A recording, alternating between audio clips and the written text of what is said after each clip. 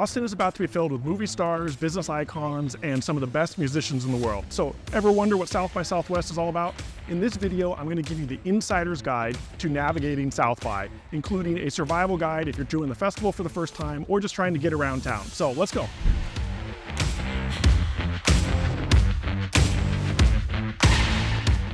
South by started in 1987 and has now grown to a massive event where over 300,000 people are going to attend. There's going to be hundreds of comedy shows, movie premieres, and concerts all right here in downtown Austin. So it can be a lot of fun, but it can be a little difficult to navigate. So we're going to really walk you through how to get here, how the wristbands work, what to eat, and how to make sure that you have the best time possible. So here we go.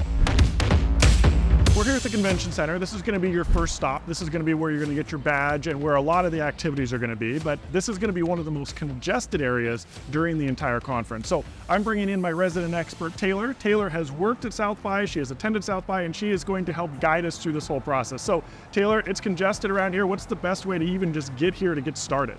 Yeah, so I agree. It's going to be very congested down here. Personally, in past years, I've either walked when I lived really close, I'll catch an Uber or a Lyft. Another really great way to get around the city is going to be a pedicab. They're everywhere, you can catch them. So we're at the convention center right now, but where is South by going to happen? I mean, is this happening all over the city? Are there areas that we got to avoid if we're not part of this? Yeah, so South by primarily takes place downtown Austin, so it's going to be the convention center, 6th Street, all of the surrounding blocks, like 3 to 4 blocks around it. I honestly and personally would stay away from downtown if you're not going to be a part of South by or enjoying any of the activities. So I would probably hang out more south or more north, really anywhere that's away from central and downtown Austin. Yeah.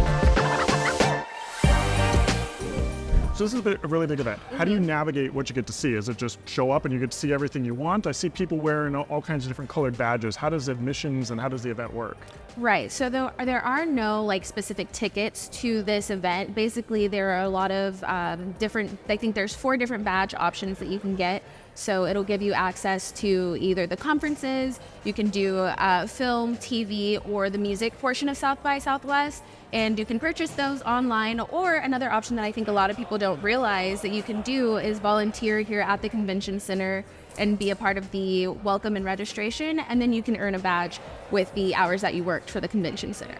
Okay, because I've seen some of the badges are over $2,000 to get the badge. Yeah. Some of the music ones are $1,000. If I don't want to spend that much money and I wasn't able to volunteer, what are my other ways that I can kind of still participate in what's going on but not spend that kind of money? Yeah, so in the past what I've done, because I'm one of those people who don't want to spend $2,000 on a badge, you can do stuff like the unofficial South by event. So there is the official South by Southwest, and then there are the unofficial shows that are thrown by just third party or other people who know that there's going to be a lot of people in this area.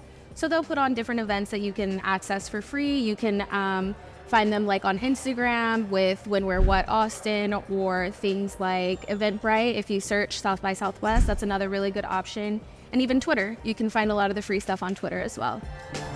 Taylor, there are literally hundreds of things that are going to happen this week. So how do you keep track of what's going on? How do you make sure you don't miss anything and make sure that you're catching everything that you want to see? Right. I think the best way to do that is by downloading the South by Southwest app. You can look online. They've got the website with all of the events as well. But if you have the app, you can keep it on your phone to keep track. You can RSVP and schedule the events that you want to be attending through the app. And then they also just have all of the events that you can choose from and kind of organize it that way. Is there a concern that some events fill out? Do you have to, if you've got your pass, do you still have to RSVP to make sure you get to attend a specific thing? You have to wait in line? Kind of what are the dynamics of some of the most popular ones? Right. So for some of the most popular stuff, you are probably going to have to wait in line. You'll want to get there early, even if you do have a badge, because some of these places do have a capacity limit. So whether you have a badge or not, if you didn't get there early enough, you may not get to attend the event. And same thing for some of the free events that we talked about, the unofficial stuff. You'll want to get there early as well, because there will be a line, and then it does fill up with capacity. All right, with so many things, what's a realistic number of things that you should do a day so you don't wear yourself out and not make it to day number 2? Right. I think realistically, maybe 4 to 5 events. That still seems like a lot, but when there's 100+ events going on each day, I think it's good to limit it down to 4 or 5, especially because it's through a week-long process. So you don't want to go too hard earlier in the week and then be completely beat by the end of the week. You kind of want to take it slow and then maybe amp up as you go at the end of the week. So we talked about how to get here, the badges, how to stay organized. What about the dress code?